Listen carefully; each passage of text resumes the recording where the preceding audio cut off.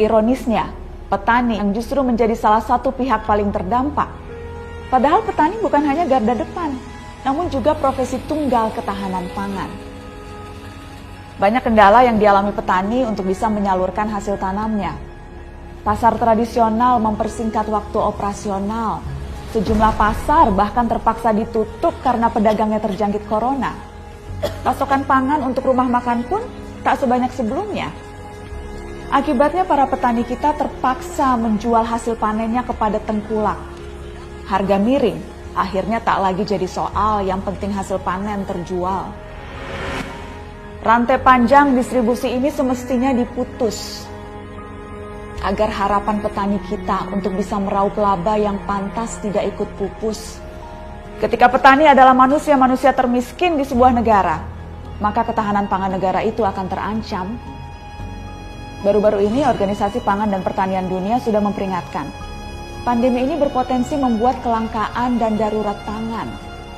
Alasan utamanya, kebijakan penguncian mobilitas di banyak negara yang membuat distribusi pangan internasional terganggu.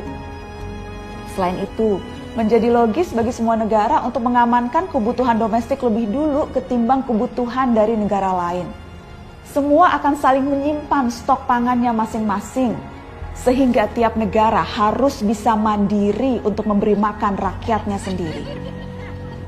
Sayangnya, data justru menunjukkan Indonesia hingga kini masih mengandalkan ketersediaan sejumlah komoditas pangan dari negara lain.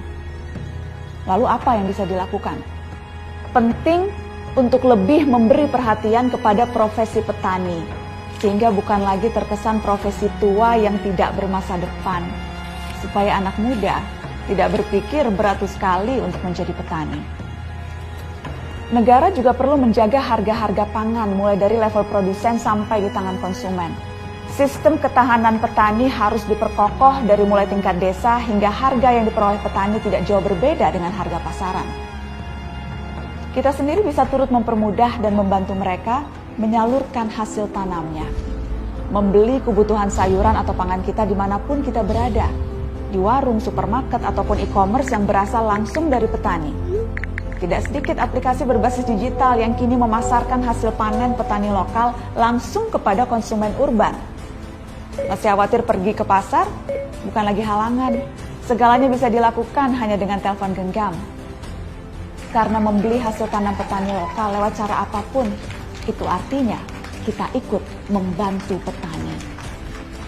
Bung Karno pernah bilang, soal pangan adalah soal hidup dan matinya suatu bangsa. Salah satu kuncinya adalah kesejahteraan saka guru pangan, yang tak lain dan tak bukan petani.